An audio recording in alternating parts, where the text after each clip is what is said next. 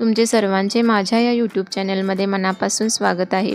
आज आपण कमी दुधामध्ये जास्तीत जास्त कुल्फी कशी बनवायची आणि ते सुद्धा कमी वेळामध्ये दूध न आटवता कुल्फी कशी बनवायची ते मी या व्हिडिओमध्ये तुम्हाला दाखवणार आहे। कुल्फी म्हटलं तर सर्वांना असं वाटतं की खूप दूध लागेल, आटवायला खूप वेळ लागेल, पण या व्हिडिओमध्ये एक सिक्रेट इन्ग्रेडियंट वापरून किंवा तुम्ही टिप सुद्धा म्हणू शकता ते मी या व्हिडिओमध्ये दाखवणार आहे। तर तुम्ही माझा व्हिडिओ पूर्णपणे पहा, तुम्हाला समजेल की आपली कुल्फी मार्केटपेक्षा सुद्धा जास्त सुंदर बनेल। चला तर मग आपण रेसिपीला सुरुवात करूया।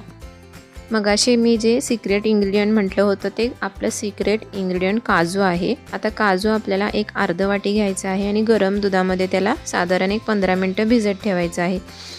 एका भांड्यामध्ये आपल्याला 2 वाटी साईसकट 2 वाटी मी इथे दूध घेतलेलं आहे।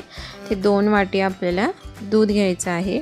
2 वाटी दुधामध्ये अगदी भरपूर अशा कुल्फी साधारण 15 ते 16 तरी कुल्फी बनतील। आता त्याच्यामध्ये आपल्याला काय करायचं, ज्या वाटीने आपण दूध घेतलं होतं त्याच वाटीने आपल्याला अर्ध वाटी मिल्क पावडर घ्यायचं आहे। गॅस मीडियमच ठेवायचा आहे, बारीकच ठेवायचा आहे। आणि मिल्क पावडर घातल्यानंतर गुठळी होतात, त्याच्यामुळे आपल्याला लगेचच त्याला मिक्स करून घ्यायचं आहे।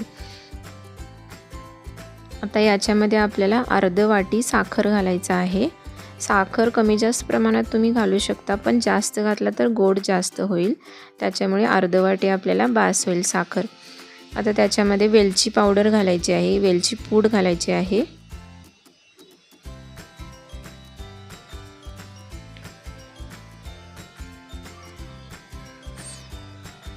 आणि ते सुद्धा आपल्याला अगदी व्यवस्थित मिक्स। आता जे मगाशी आपण काजू दुधामध्ये भिजत घातलेलं होतं ते मी मिक्सरमधून बारीक करून घेतलेलं आहे, वाटून घेतलेलं आहे, ते याच्यामध्ये मिक्स करायचं आहे। काजू घातल्यानंतर आपल्याला एकसारखं अशा पद्धतीने मिक्स करत राहायचं आहे, जेणेकरून खालच्या साईडला आपलं दूध लागणार नाही, कारण काजू घातल्यानंतर दूध आपलं लगेचच घट्ट होतं, त्याच्यामुळे आपल्याला एकसारखं अशाच पद्धतीने हलवायला लागेल। अगदी 5 ते 7 मिनिटातच आपलं दूध घट्ट व्हायला लागेल। तुम्ही बघू शकता 2 ते 3 मिनिटं झाल्यानंतरच माझं दूध अशा पद्धतीने उकळी यायला लागलेलं आहे आणि घट्टसुद्धा होत आहे।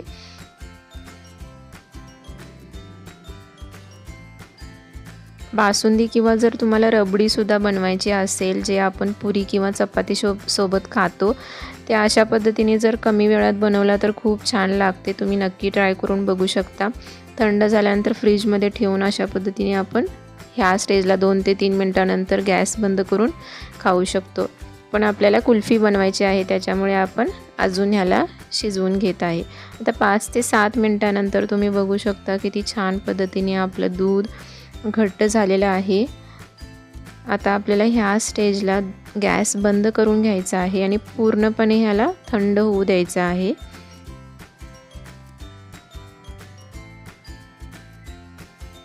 खूप छान पद्धतीने आपलं दूध घट्ट झालेलं आहे। अगदी कमी वेळामध्ये अशा पद्धतीने तुम्ही कुल्फी बनवू शकता। ह्याला पूर्णपणे थंड होऊ द्यायचं आहे। आणि कुल्फीसाठी साचा किंवा वेगळी असं काय आणण्याची सुद्धा गरज नाही। अगदी घरच्या साहित्यामध्ये, घरच्या आपण जे कपमध्ये चहा पितो, यूज अँड थ्रो कपमध्ये, त्या कपमध्येच मी ही कुल्फी कशी बनवायची ते मी दाखवणार आहे। आता याच्यामध्ये आपण थोडं ड्रायफ्रूट्स घालूया। तुम्ही कोणत्याही प्रकारचे ड्रायफ्रूट्स याच्यामध्ये घालू शकता। इथे मी काजू आणि थोडं पिस्ता बारीक करून घेतलेलं होतं ते घातलेलं आहे।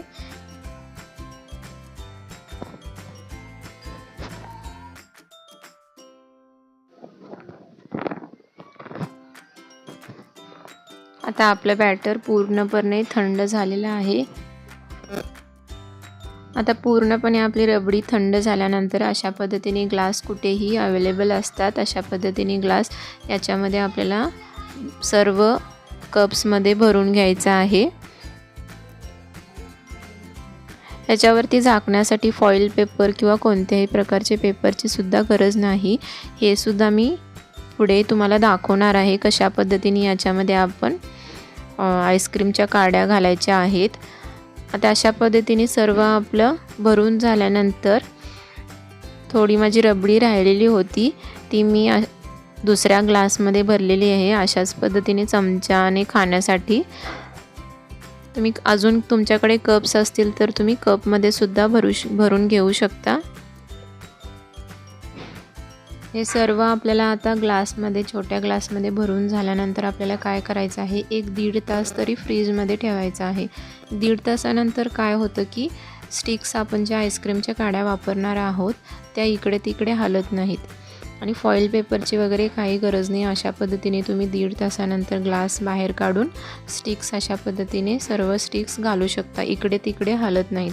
आता हे स्टिक्स पूर्णपणे घालून झाल्यानंतर आपल्याला साधारण 7 ते 8 तासानंतर याला फ्रीझरमध्ये स्टोअर करायचं आहे. आता 7 ते 8 तासानंतर तुम्ही बघू शकता किती छान पद्धतीने आपलं कुल्फी याच्यामध्ये ग्लासमध्ये सेट झालेलं आहे. आता या ग्लासला आपल्याला काय करायचं आहे, कट करून घ्यायचं आहे. अशा पद्धतीने मी ग्लासला कट केलेला आहे आणि ग्लास अशा पद्धतीने आपल्याला काढून घ्यायचा आहे. तुम्ही बघू शकता किती छान पद्धतीने आपले कुल्फी तयार झालेली आहे. अगदी मार्केटपेक्षा सुद्धा खूप छान टेस्ट लागते. याच्यामुळे तुम्ही रेसिपी नक्की ट्राय करून बघू शकता. आणि माझा हा व्हिडिओ जर तुम्हाला आवडला असेल तर लाईक, शेअर आणि सबस्क्राईब करा. थँक्यू.